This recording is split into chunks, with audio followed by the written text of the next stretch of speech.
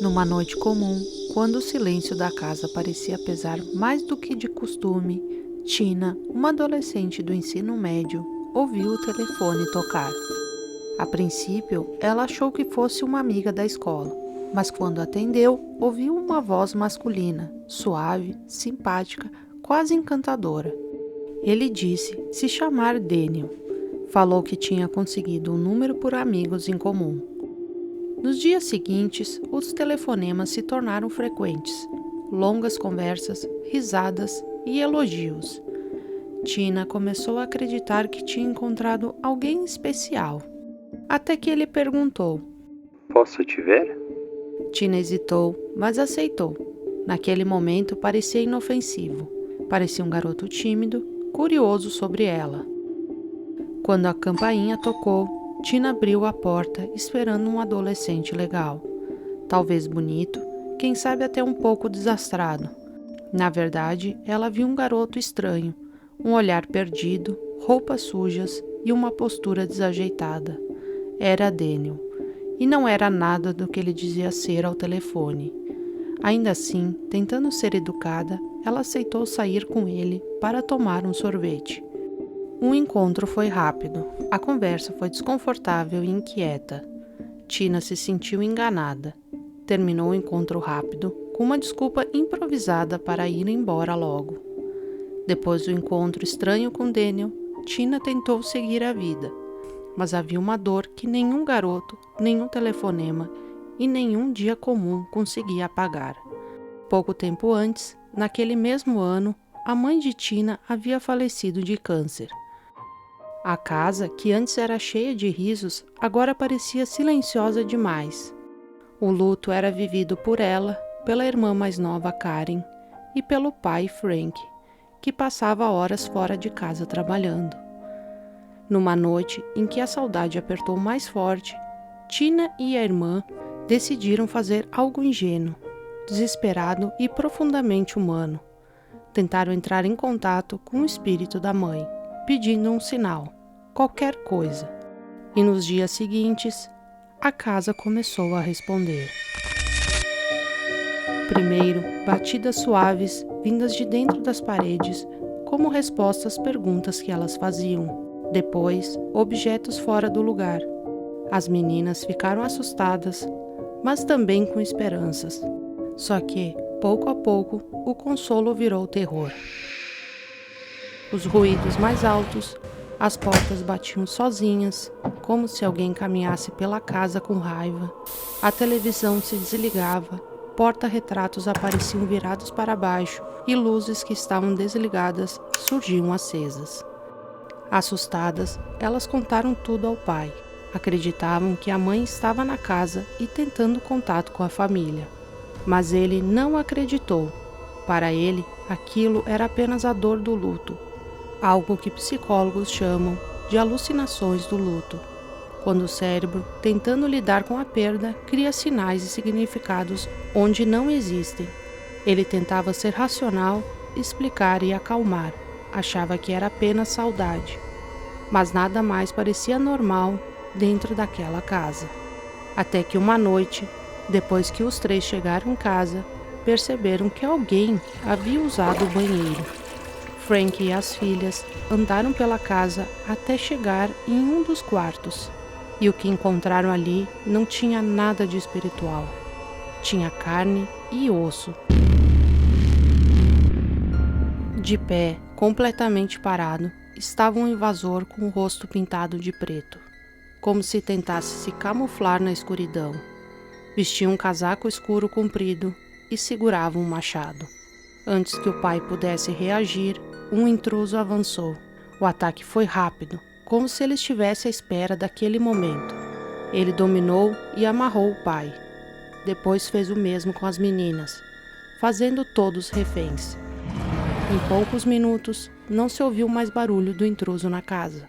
Parecia que o invasor simplesmente se dissolveu nas paredes. Uma das meninas conseguiu se soltar e ligar para a polícia. Eles relataram o ataque, contaram sobre o invasor de rosto pintado, sobre os dias estranhos, os objetos deslocados, os barulhos, tudo. A polícia achou a história confusa, mas mesmo assim vasculhou a casa. Mas não encontraram ninguém. A família, assustada, foi para um hotel. 2 dias depois, o pai decidiu que precisava verificar como estava a casa. As filhas ficaram no hotel, em completo pânico só de imaginar estar lá de novo. Quando ele chegou, notou algo estranho. Olhando pela janela, viu o mesmo intruso do lado de fora acenando para ele. Assustado, chamou a polícia imediatamente. Quando os policiais entraram na casa, começaram a perceber que nada daquilo era exagero. Fotos da família estavam com os rostos das meninas picotados. Uma faca estava cravada na parede, atravessando uma foto da família, junto a um bilhete escrito com algo como: "Ainda estou aqui". Eles vasculharam a casa inteira, mas não encontraram ninguém, até chegarem ao porão. Havia ali um encanamento grande, coberto por uma estrutura de madeira. Um dos policiais percebeu que caberia alguém ali atrás. Ao olhar entre o painel, viu uma pilha de roupas, e por baixo delas, uma pessoa encolhida, quieto, imóvel e escondido. O policial apontou a arma e ordenou que saísse. Quando puxaram a estrutura e arrastaram a figura para fora do esconderijo, finalmente viram quem era. Era Daniel, o mesmo garoto que semanas antes havia saído ao encontro com Tina, o mesmo adolescente que parecia inofensivo. Quando ele foi colocado no carro da polícia, ele não dizia uma única palavra. Nem quando perguntavam como tinha entrado, nem quando perguntavam há quanto tempo estava ali. Durante a investigação, os policiais descobriram que Daniel usava passagens estreitas entre as paredes, acessos criados ao longo dos anos pela própria estrutura antiga da casa. Entre as paredes havia restos de comida escondidos, roupas enroladas, garrafas de água e velas queimadas. Movia tomadas para espiar pelos buracos. Pequenas coisas que, somadas, mostravam uma verdade horrível. Ele estava lá dentro fazia muito tempo. Semanas, talvez meses. Ele estava observando e ouvindo tudo. Ninguém soube qual era o plano dele, além de perturbar aquela família e viver entre as paredes. Ninguém sabia se isso o levaria a cometer algum crime mais violento. De qualquer forma, Daniel foi levado a julgamento e encaminhado para uma avaliação psicológica. Seu diagnóstico: transtorno de personalidade antissocial. Puxando seu histórico, a vida dele já parecia marcada por violência. Dentro de casa, sofreu abusos desde a infância. Foi abusado física, sexual e psicologicamente pelo próprio pai e depois pelo seu psiquiatra. Essa intimidade com o medo e a humilhação moldou uma criança retraída, desconfiada e que aprendeu cedo a se esconder. Apesar da pouca idade, 16 anos, o comportamento dele chocou a todos. A frieza, a preparação, a obsessão, a intenção clara de causar medo. O único encontro com Tina o levou a invadir e se esconder dentro da casa dela. O juiz ouviu cada detalhe, ouviu como Daniel viveu escondido nas paredes da casa por semanas, talvez meses, ouviu como ele atacou o pai e as filhas e decidiu que aquilo não era um crime juvenil, não era impulsividade de adolescente, era algo calculado e aterrorizante. Por isso, Daniel seria julgado como adulto. Durante aquele julgamento, ele foi condenado por invasão à residência, agressão e sequestro, e encaminhado para um centro de detenção. O caso parecia encerrado. Parecia que Daniel estaria sob custódia até a sentença final. Só parecia. Mas a história dele estava longe de terminar.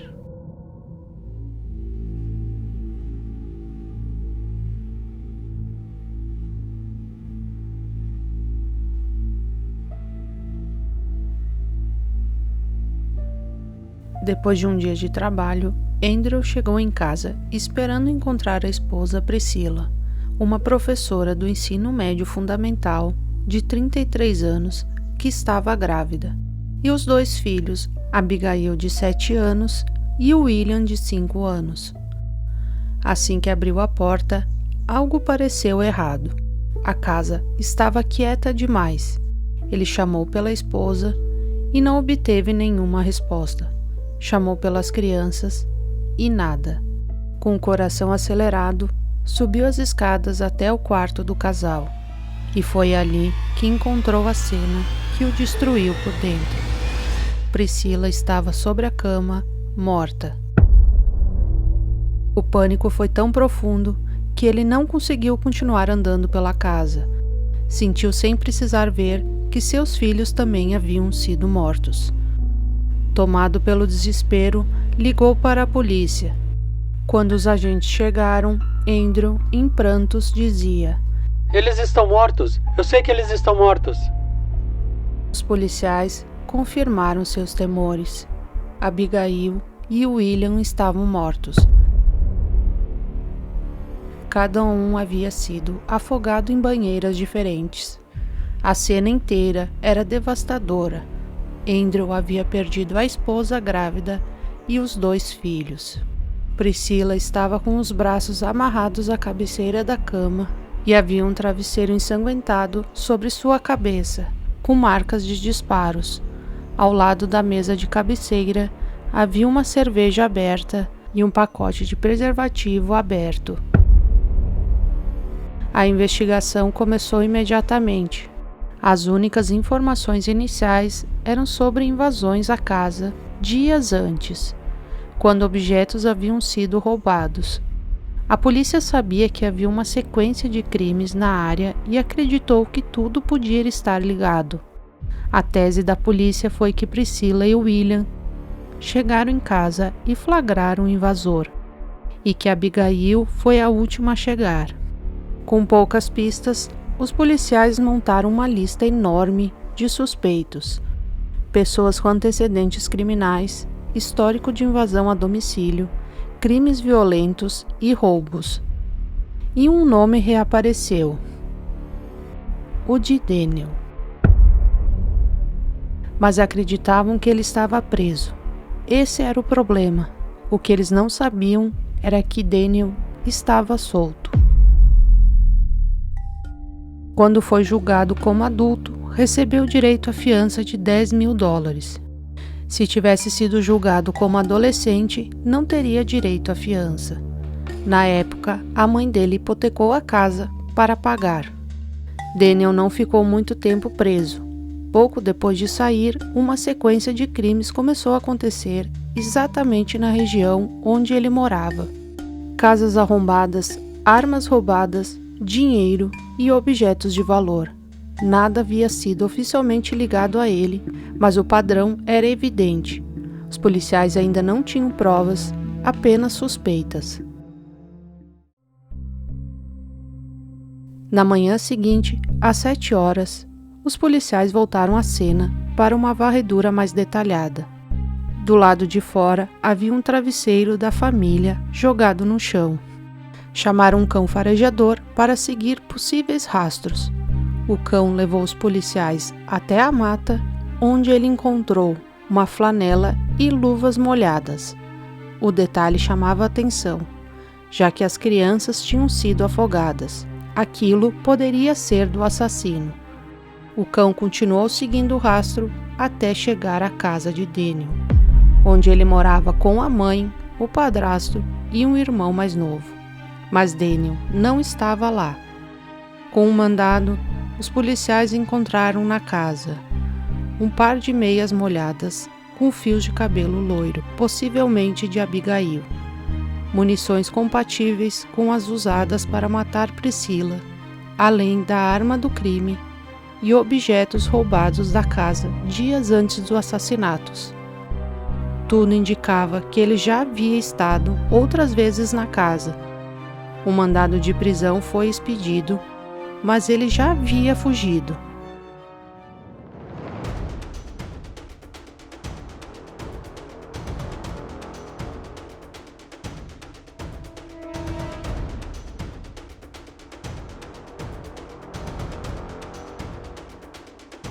Sua foto foi divulgada pela imprensa, pedindo por informações.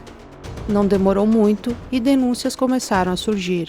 Armas estavam desaparecendo e casas estavam sendo invadidas. O medo crescia, além de um assassino à solta, ele estava armado, fugindo e tinha grande habilidade em se esconder na floresta da região. A suspeita era que ele pudesse fugir para uma cidade vizinha, e foi exatamente o que aconteceu.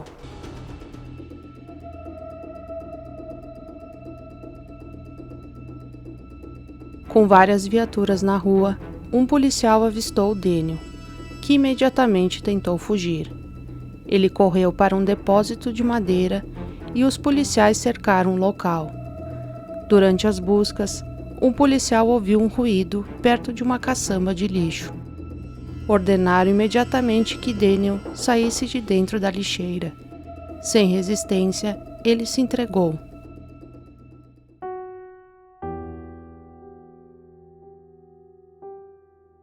Um ano depois, Daniel foi levado a julgamento e não demonstrou qualquer emoção. Ele foi condenado pelo assassinato de Priscila, grávida, e de seus 2 filhos. Mesmo sendo menor com 17 anos na época do crime, recebeu 3 prisões perpétuas consecutivas. A possibilidade de liberdade condicional só poderia ser considerada após cumprir 45 anos.